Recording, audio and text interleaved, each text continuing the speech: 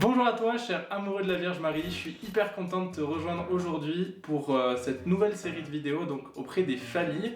Et particulièrement aujourd'hui, j'ai la joie d'accueillir les Hivers. Bonjour. Bonjour. Salut. On est hyper content de vous recevoir, donc aujourd'hui vous allez un petit peu nous guider sur qu'est-ce que c'est une famille qui prie ensemble, comment est-ce qu'on peut avoir des petits tips en fait pour prier. Donc voilà, donc je vais commencer d'abord par vous présenter. Enfin, vous pouvez un petit peu nous dire un petit peu plus qui vous êtes et où est-ce qu'on est ici. Alors nous, c'est Pierre-Denis et Milka. Donc moi j'ai 40 ans. Et moi j'ai 38 ans. Et on est tous les deux psychologues. On vient de... Alors ça fait 2 ans qu'on est arrivé sur Tarbes. On est en mission auprès des jeunes en fait qui vivent sur la maison diocésaine. On accompagne l'aumônerie également. Et on revient d'une mission de 2 ans à Madagascar avec l'association Fidesco. Et on a 3 enfants. Et voilà. Trop bien. Et du coup, donc ici on est chez vous, juste derrière la maison Saint-Paul. C'est ça. Et du coup, qu'est-ce que cet environnement, qu'est-ce que ça vous apporte en tout cas de cette mission dans votre vie de famille? Moi je dirais que le fait de loger dans le diocèse, ça nous donne ça nous permet de nous sentir au cœur du diocèse. Monseigneur Brouet qui était là juste avant nous avait dit, vous verrez, vous habiterez dans le poumon diocésain en habitant ici.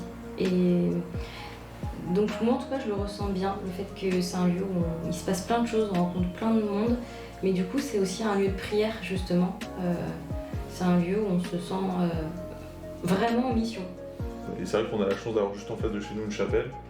Donc voilà, on est dans un lieu béni et ça ça nous porte. Voilà, ça nous porte, ça nous apporte et ça nous porte. Et nous on essaye de rendre quelque chose aussi en famille auprès des jeunes, puisqu'on vit notre mission aussi beaucoup avec les enfants. Parce qu'on va à l'aumônerie avec les enfants, on essaye de faire participer les enfants à la vie de la paroisse. Voilà, c'est vraiment important pour nous, qu'ils trouvent aussi une place. Qui trouvent une place le dimanche à l'église. Alors, ils ne sont pas obligés, mais ils le demandent d'eux-mêmes, d'aller servir, d'avoir un rôle. Et donc naturellement, c'est vrai que notre mission à Madagascar, ils avaient aussi été pleinement engagés dedans, puisque là il fallait partir, on a tout laissé, tout quitté pour partir, et du coup ils ont été par eux-mêmes engagés dans cette mission, et qui je pense leur a donné un peu le feu, un petit peu, en ce qu'on espère. Amen. Du coup, on va revenir un petit peu plus sur le temps de prière en famille. Donc du coup, vous priez en famille une fois par semaine, combien de temps à peu près? Et c'est quoi pour vous un bon moment de prière en famille? Alors, sur la régularité, je pense que pour toutes les familles, c'est un combat de chaque jour ou de chaque semaine. Ça dépend. Il y a des périodes où on essaye vraiment de prier presque tous les soirs. Mais il faut être honnête, c'est pas évident avec le rythme des enfants, le rythme du travail. En tout cas, nous, on a le choix de prier à table. En fait, en tout cas, on a toujours ce moment où on partage le repas, et aussi nous, tous nos repas, on les fait avec les enfants autant que possible. Du coup, ce temps de prière à table fait aussi... c'est pas que bénir le repas, c'est aussi remercier le Seigneur pour la journée, etc. Donc nous, on a trouvé ça où ça, on y est vraiment fidèle. Et pour la prière en famille, on essaie au moins de le faire une fois par semaine. Après, on a la chance d'avoir l'aumônerie le mardi soir où on prie, on a la messe. Donc déjà, on a ça on donne, mais on reçoit aussi cet endroit-là pour notre famille.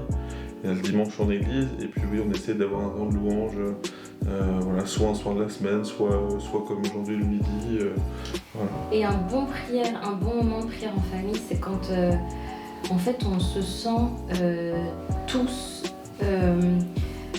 en confiance, et en fait on se confie les uns aux autres. Et en fait, moi j'aime beaucoup voir les enfants aussi nous raconter leur vécu, leur histoire de copains, leurs difficultés. Et en fait, un bon moment de prière, c'est un temps de partage. C'est vraiment quand on sent qu'à chaque niveau, on a des choses à s'apprendre et à partager les uns d'autres. Ouais, et pour moi, c'est vraiment un temps où les enfants sont à l'aise. À la fois, il faut respecter un minimum de cadre, parce que si nous, ils ont 4 ans, 8 ans, 10 ans, Si on les laisse complètement partir, c'est compliqué. Mais ce qui est agréable aussi, c'est de leur laisser ce temps comme un temps de vie, quoi. Et donc de ne pas être à cheval sur les bruits, etc. Même s'il y a des moments où on essaye de maintenir un certain silence, etc. Mais je trouve que c'est chouette de les voir être contents d'être là, quoi, et pas contraints. Et ça, c'est vraiment hyper chouette de le voir. Et du coup, quand ils participent, c'est qu'ils sont bien. Donc voilà. C'est clair. Et du coup, concrètement, donc vous avez dit donc le temps de louange, c'est le moment de partage. Comment est-ce que s'organise un petit peu, quels sont vos petits tips de comment s'organise votre temps de prière en famille? Je dirais que déjà, nous on s'est souvent un peu pris la tête, se dire comment on devait faire, etc. Je crois vraiment que c'est chacun qui doit justement faire vraiment naturellement. C'est-à-dire déjà pas se mettre la barre trop haut. Parfois un autre repère peut suffire un soir et c'est largement suffisant. C'est vrai que ça, on essaye aussi de réfléchir en ce moment pour peut-être se dire peut-être qu'on fera pas une grande prière, mais ne serait-ce que se mettre ensemble autour d'un Je vous salue Marie ou d'une prière quelconque ou d'un temps juste d'échange en invoquant l'Esprit Saint. Ça peut déjà juste suffire. Mais nous, en fait, c'est assez simple. En fait, nous, on commence toujours. On a un signe de croix. On a souvent un chant parce qu'on aime bien la musique dans la famille. Donc, un chant. Et puis ensuite, on a un temps de prière pour remercier le Seigneur de tout ce qu'il a fait, pour demander des choses. Quand la plupart du temps, quand on prend vraiment le temps de faire un vrai temps de prière, il y a un texte. Et ensuite, on échange avec les enfants, quoi. On leur demande qu'est-ce qu'ils comprennent, qu'est-ce qu'ils comprennent pas. Nous, on leur donne aussi des exemples. On essaie de permettre que ce temps d'échange autour de la Bible soit vraiment le plus pratico-pratique, pour qu'ils puissent vraiment le comprendre dans leur vie avec des mots simples. Et je sais que les chants, on essaie aussi que chacun participe si c'est possible. Donc par exemple, Maïs va choisir les chants. Baptiste il va prendre la Bible de la famille et donc il va choisir un texte qu'il veut. Quand c'est possible aussi, il y a quelques petits instruments et donc ça permet vraiment que chacun mette sa patte. Ça peut être éteindre les bougies aussi, oui, simplement allumer ou éteindre, ils adorent ça. Ou fleurir le coin prière. En fait, c'est important. Beau, d'ailleurs, on fera un petit focus dessus. En fait, c'est vraiment important de leur donner une place, quoi. C'est qu'ils sont eux-mêmes acteurs de ce temps et il faut leur laisser la place et accepter que ce soit pas toujours carré comme nous adultes. On sait faire et on aime faire, mais en même temps, c'est ça qui est beau, c'est qu'eux ils apprennent.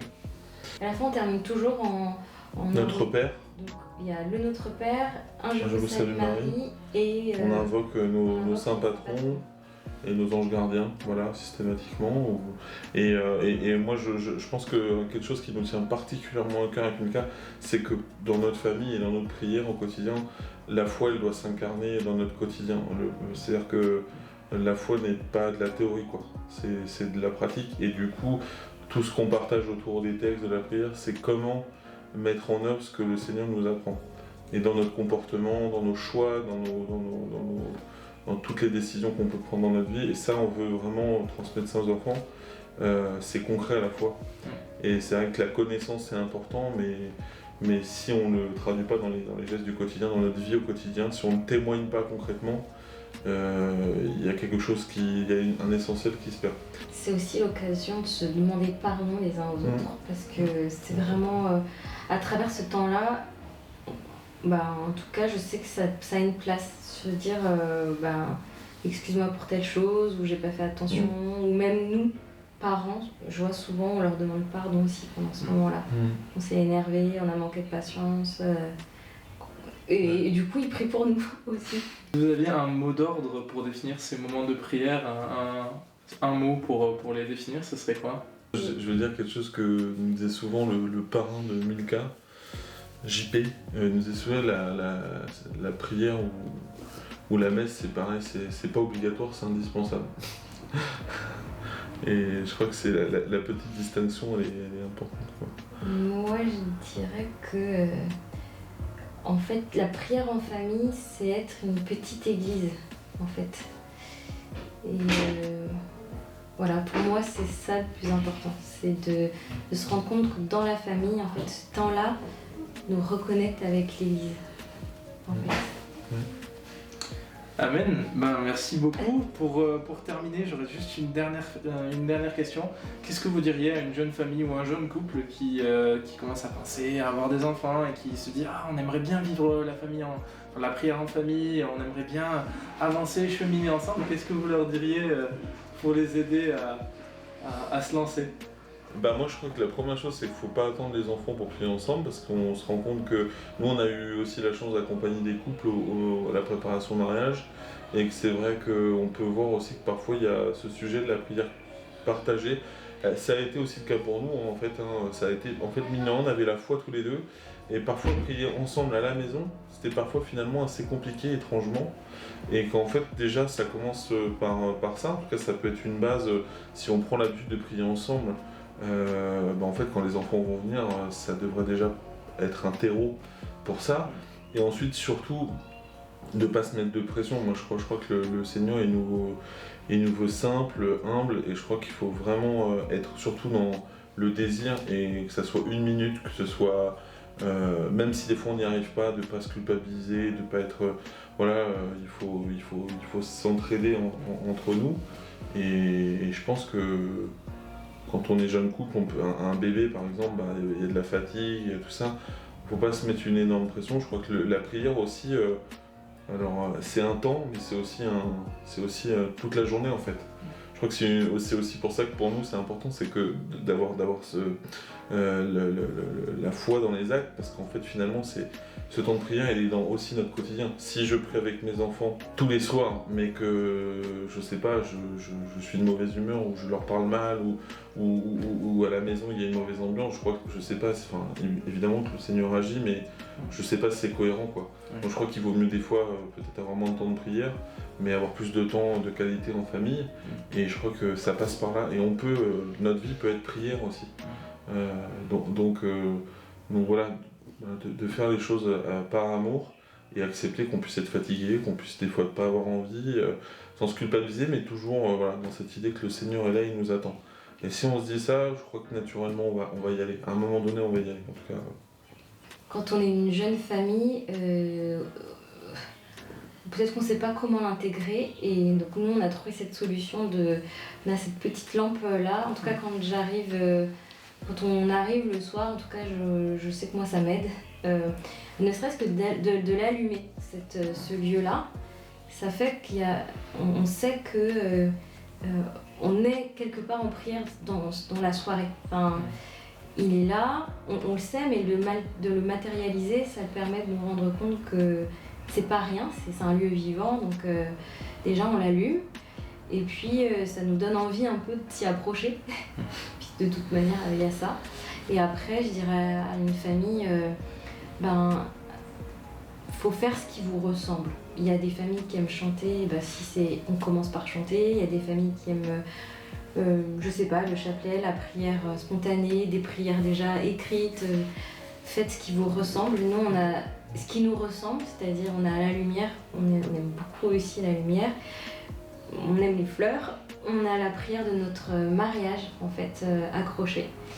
Et en fait, et la croix qui nous a été offerte par une communauté à Madagascar qui a été faite par des prisonniers. Et cette croix, elle représente en fait tous les gestes de la vie quotidienne dans lequel le Seigneur intervient dans notre vie.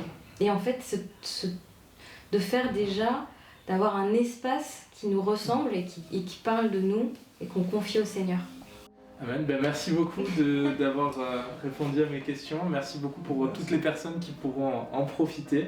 Puis on vous souhaite une bonne continuation en famille et puis beaucoup de bonheur dans les futures missions qui vous seront confiées. Amen. Merci à toi. Pour nous, on se retrouve dès la semaine prochaine. Donc toujours le dimanche à 17h. On vous dit à très bientôt. Soyez bénis.